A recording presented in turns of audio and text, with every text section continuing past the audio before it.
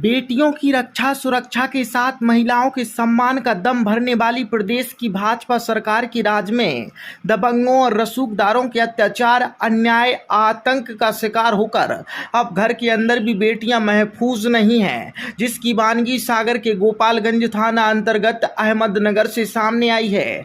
मोहल्ले के बेजुबान जहां आवारा कुत्तों को दाना पानी डाल उसका ख्याल रखना मिश्रा परिवार की सेहत पर भारी पड़ गया और पड़ोसी को कुत्ता के कारण होने वाली परेशानी पर उन्होंने उनके घर पहुंच जो दहशतगर्दी का खेल खेला, उससे पूरा मिश्रा परिवार दहशत के साए में जी रहा है। हद तो तब हो गई जब पीड़ित मिश्रा परिवार ने अपने ऊपर हुए अत्याचार की शिकायत थाना पुलिस से गुहार लगा।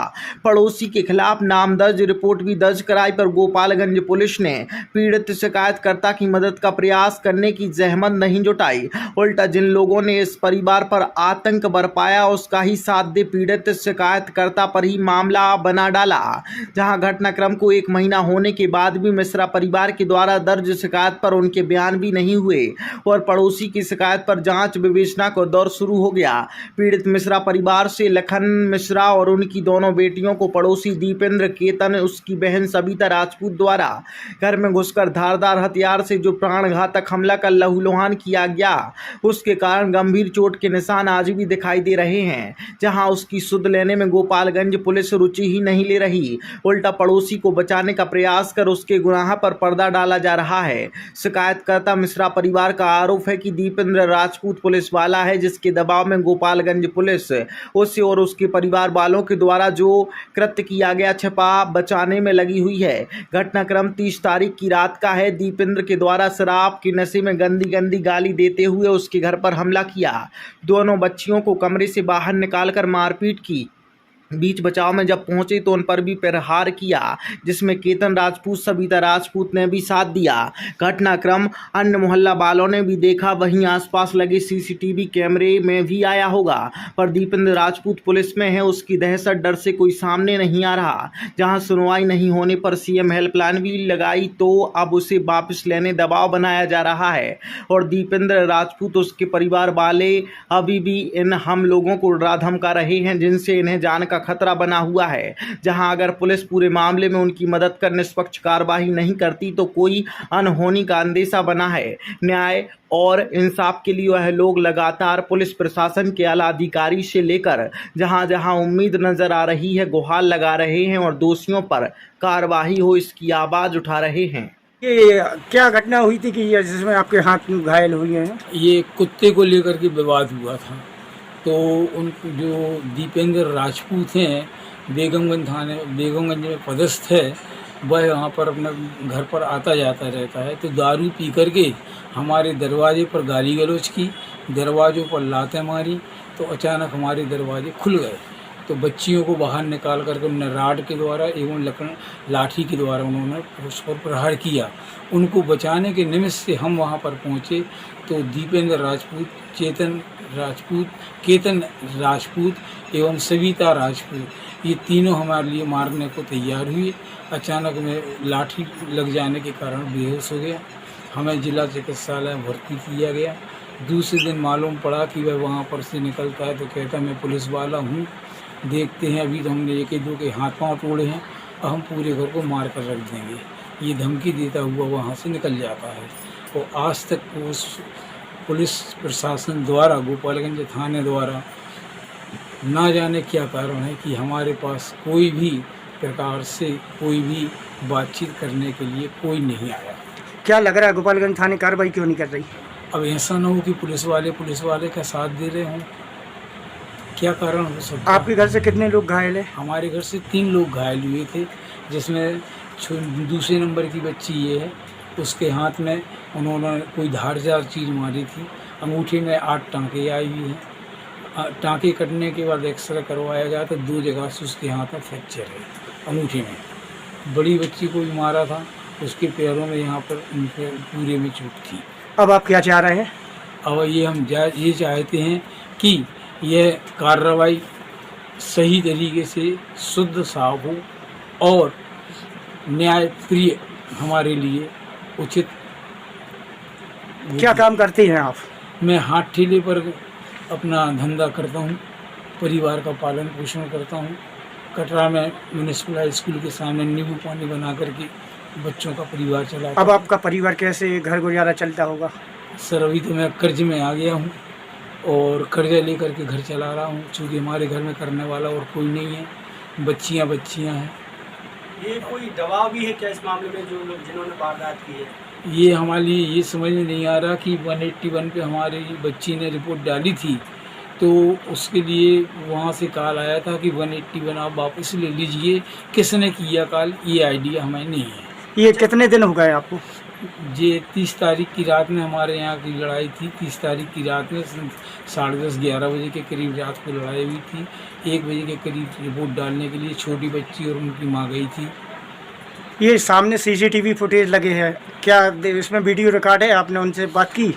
नहीं सर, मैंने बात तो नहीं की है, पर अब क्या है कि प्रशासन के तरीके से अगर निकलवाई जाए तो आदमी दे भी सकता है, और कोई आदमी डिलीट भी कर सकता है। कि कहाँ तक आपको लग रहा है कि पुलिस प्रशासन आपकी सुनवाई क्यों नहीं कर रहा?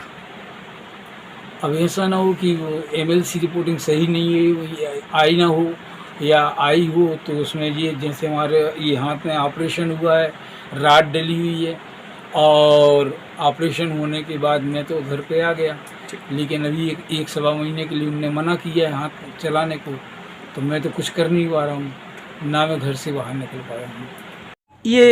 क्या घटना हुई थी आपके घर के पास में, और आपके लोगों के साथ में क्या घटना हुई है?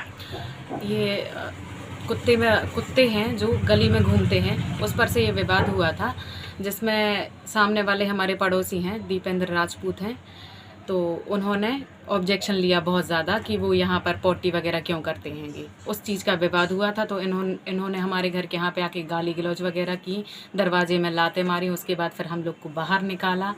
ये थे दीपेंद्र राजपूत, केतन राजपूत और इनकी बहन थी सरिता राजपूत। ये तीनों लोगों ने हम लोग के साथ में निकाल के डंडे से, रॉड से और धारदार हथियार से इन लोग ने हम लोग के लिए पीटा। हम लोग बेहोश भी हो गए थे, बेहोशी की हालत में भी इन लोगों ने हम लोग के लिए मारा।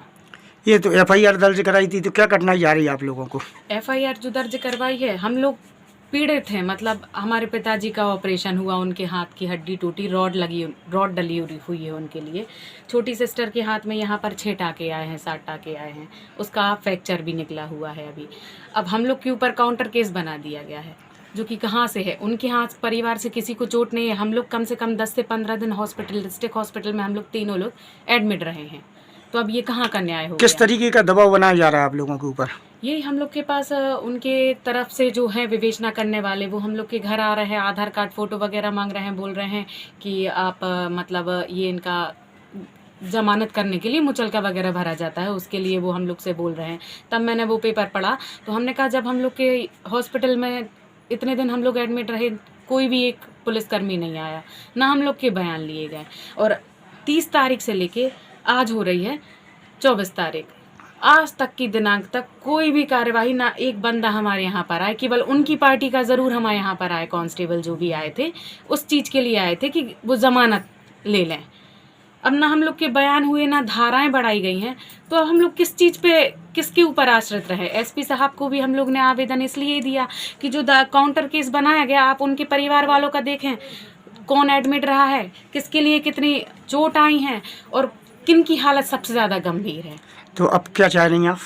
न्याय चाहते हैं, ताकि सही तरीका का न्याय तो मिले हम लोगों जहाँ के लिए। प्रदेश सरकार महिला की सुरक्षा की बात कर रहे हैं, और आप किस तरीके से देख रही हैं आप लोगों के साथ क्या घटना हुई है? यहाँ तो बिल्कुल, अगर कोई और व्यक्ति की ये घटना हुई होती, ये कांस्टेबल नहीं होते, अगर कोई अदर व्यक्ति की हुई होती तो अभी तक ये बताइए 24 घंटे नहीं 12 घंटे में वो जेल के पीछे, सलाखों के पीछे होता वो, और उसकी कड़ी से कड़ी कार्यवाही और धाराएं लगाई गई होती।